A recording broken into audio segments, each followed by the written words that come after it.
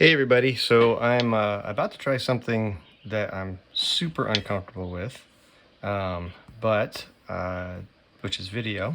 But I've had a number of people ask me about the process of how I create illustrations. So this is a recent one that I did, and I figured I'd just share my process, kind of what I do and how I go about it.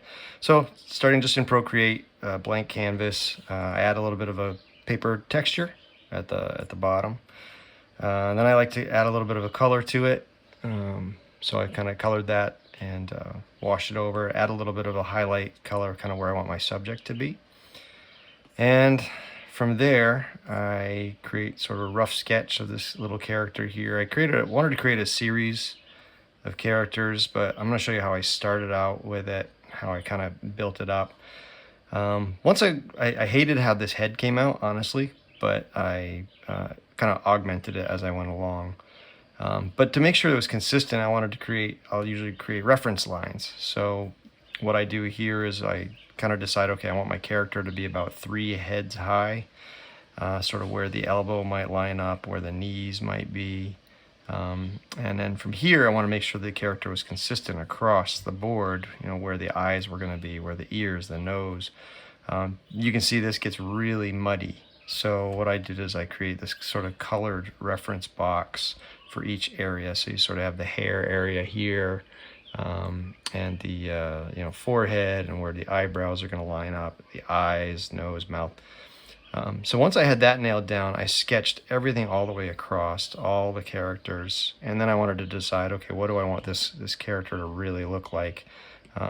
So with my rough sketch, pulled way down, I created a little bit of a line over it.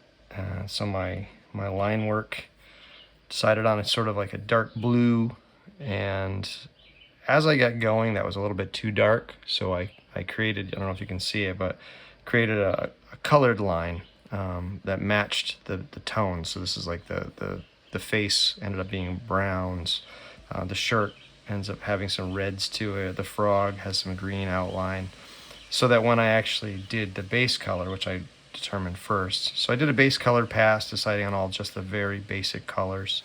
That still felt really light to me, so I duplicated it and sort of harden it up a little bit so it's a little more bold. At this point, I get rid of my my rough sketch, because now it's starting to get distracting to me. So I gave it just a straight pass of color with the watercolor brush. Oh, by the way, yeah, let me show you. So I also create a palette. Okay, I got layers all over the place.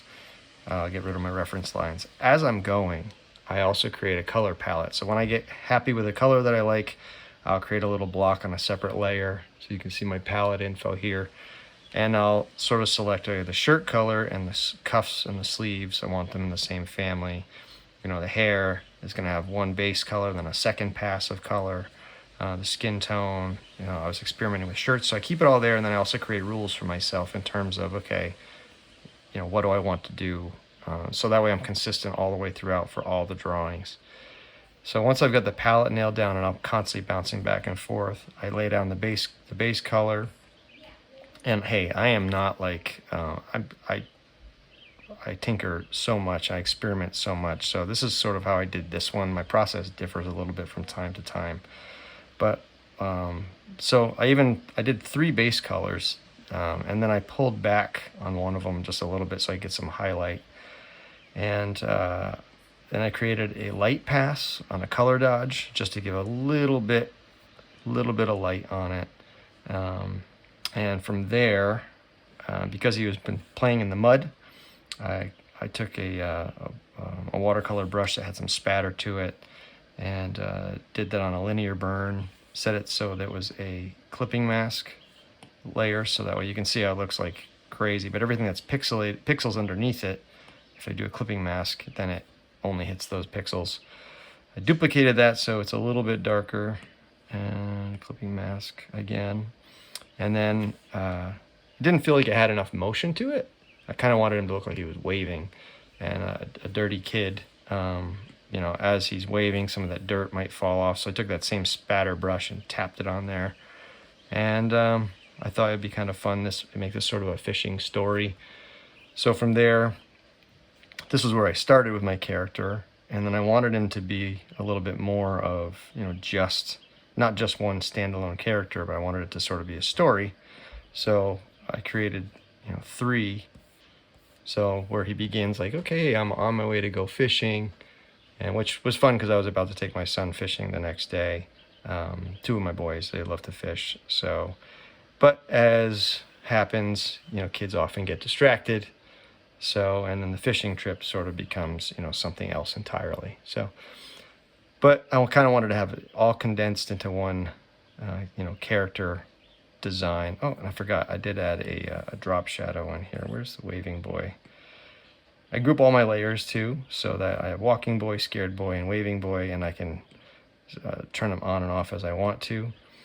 And waving boy had a drop shadow in there, a cast shadow, sorry.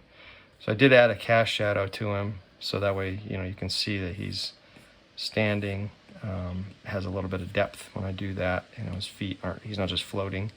And then I did tack in just a little bit of an outline, a light outline around it. You can't really see it much, but I can.